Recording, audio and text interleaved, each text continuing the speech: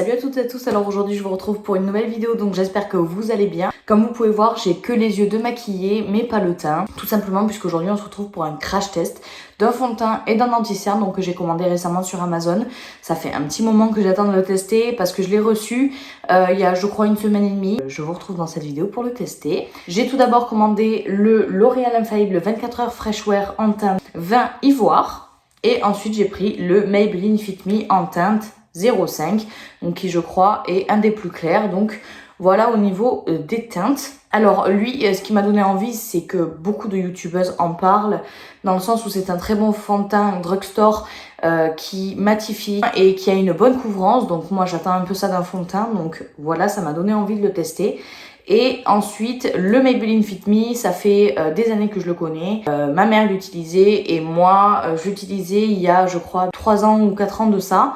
Donc, j'avais envie de le réessayer parce que les goûts changent et du coup, sachant que c'était mon anti-cerne préféré, je vais voir si c'est toujours le cas. Au niveau des teintes, j'espère que ça ira. Alors, je les ai achetés sur Amazon tout simplement parce que celui-ci en drugstore, les teintes sont extrêmement limitées. Et pour ce qui est du Fit Me de chez Maybelline, vous le trouverez que sur Amazon ou sur d'autres plateformes, tout simplement parce qu'il n'est plus vendu en magasin. Enfin, dans les drugstores, tout ça, donc il est plus vendu, donc c'est pour ça qu'on le trouve que sur les plateformes du style Amazon, eBay, machin. Mais faites attention que vous n'ayez pas un faux. Tout d'abord, je vais venir appliquer une base, donc en fait, je vais venir faire ma routine teint que je fais d'habitude. Je vais juste changer le fond de teint et l'anti-cerne. Je vais venir appliquer ma base, mon Infaillible de chez L'Oréal, donc que j'aime beaucoup, qui est une base lissante matifiante. Donc hop, et je l'applique sur tout mon visage. Alors elle va venir lisser les pores, elle va venir flouter et elle va aussi venir du coup matifier et donner un grain de peau un peu plus joli. Ça va permettre au fond de teint aussi de mieux adhérer. C'est pour ça qu'il faut toujours mettre une base avant de mettre son fond de teint, tout simplement parce que c'est très très important. Ça permet au fond de teint de beaucoup mieux adhérer. Ensuite, je vais venir prendre mon Beauty Blender. Il est propre, il est juste très très abîmé, puisque ça fait un bon moment que je l'ai celui-là. Donc comme vous pouvez voir, il a quelques taches, mais bon, c'est normal, hein. Il a presque, je crois, 4 mois, donc du coup, il est en fin de vie.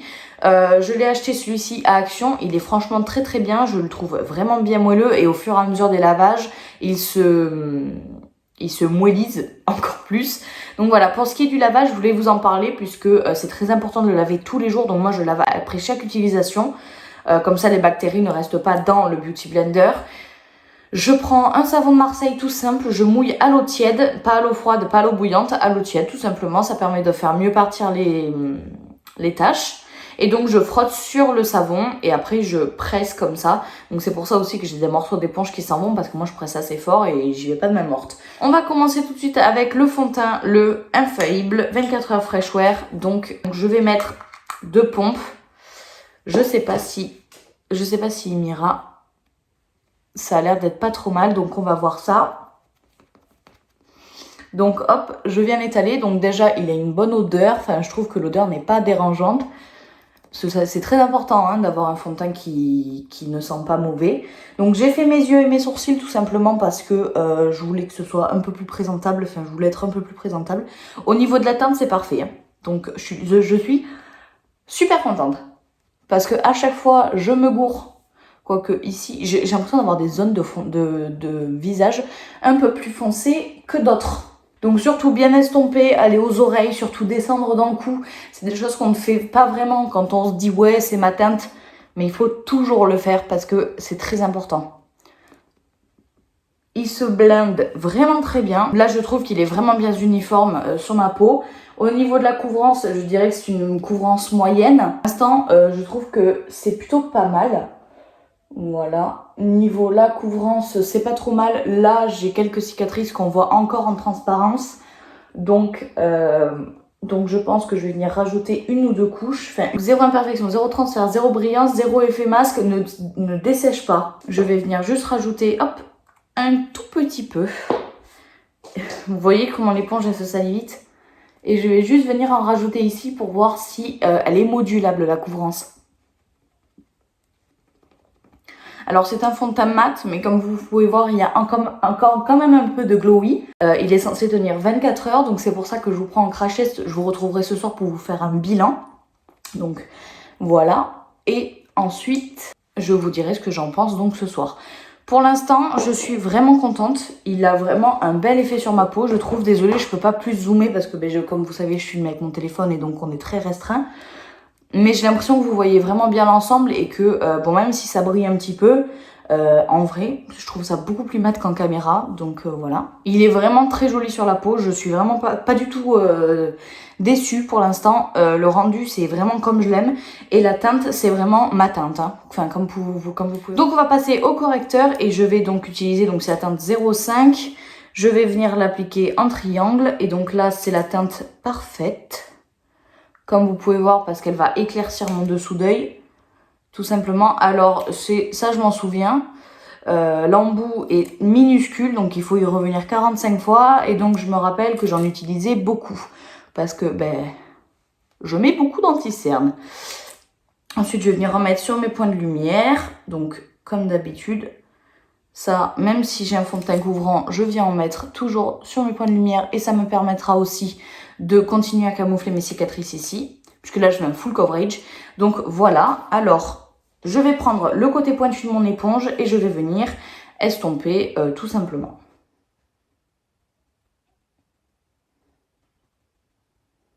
Il s'estompe bien, il se mélange bien au fond de teint. Pour l'instant, ça va. Niveau ridules, j'ai mes ridules et malheureusement, je ne peux rien y faire de mon côté à part changer de contour des yeux, mais j'attends de finir le mien.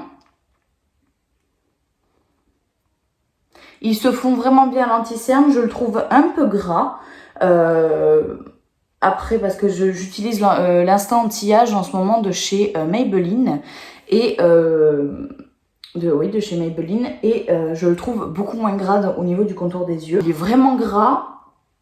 Et ça se voit d'ailleurs. Mais donc ça va sûrement me graisser ma zone T.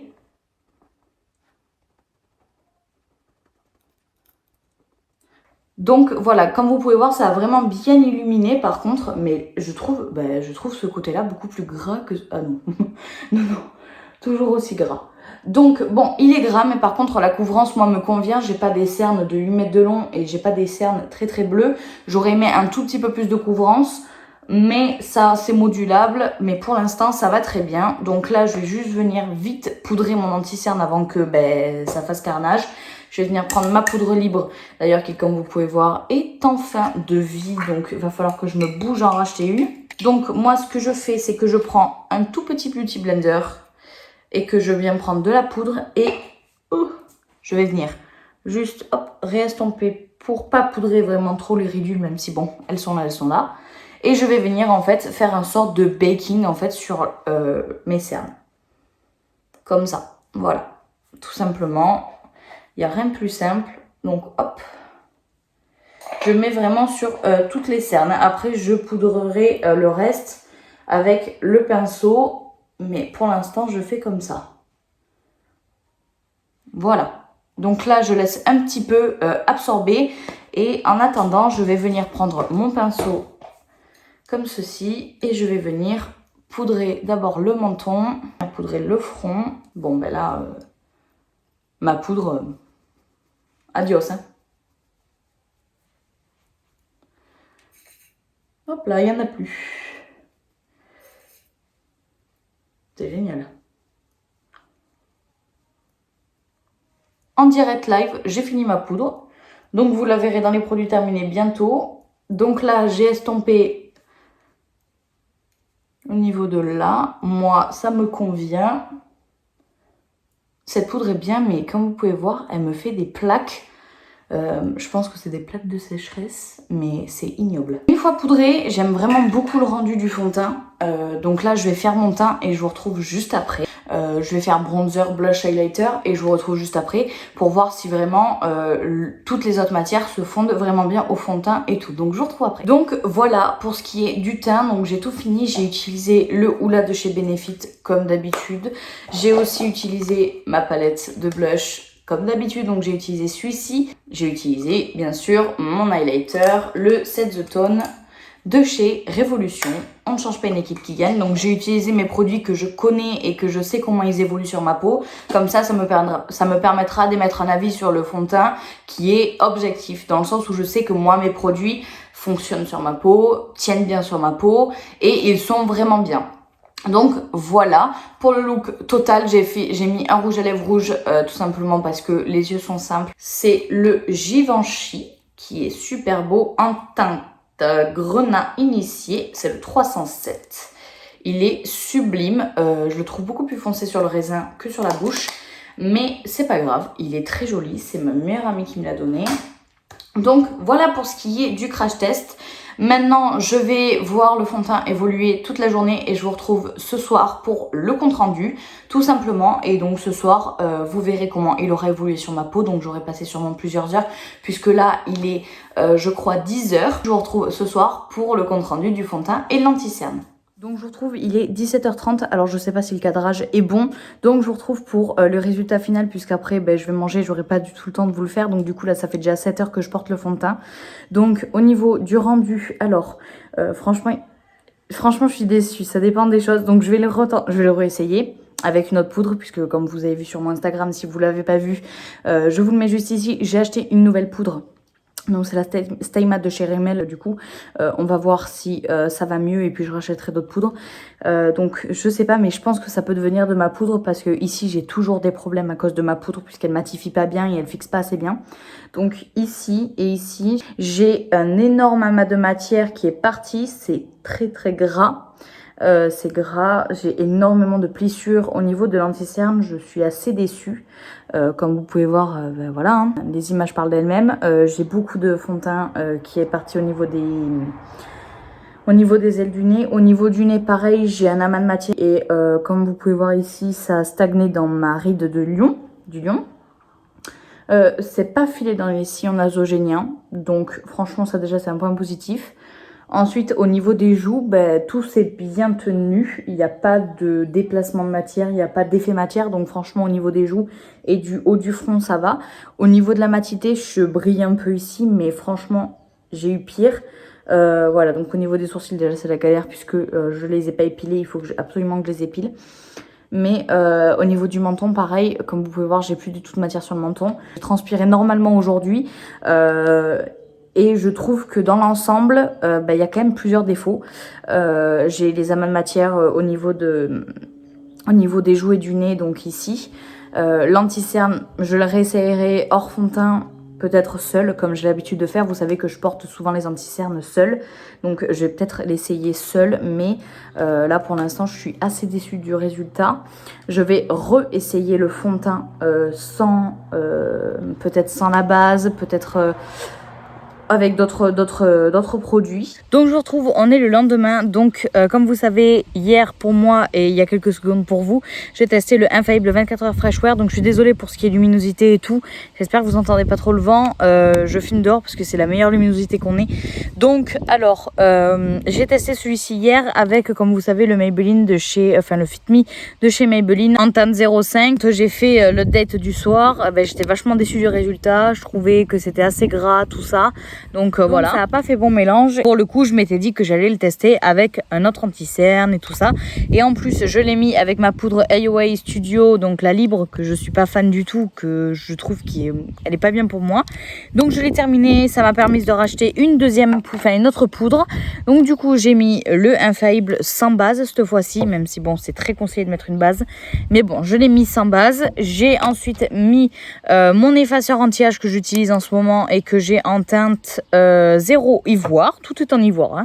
Et ensuite donc je me suis acheté une poudre. Si vous n'avez pas vu sur mon Instagram, j'ai acheté la Stay Matte de chez Rimmel. Donc voilà, j'aime beaucoup le dessin.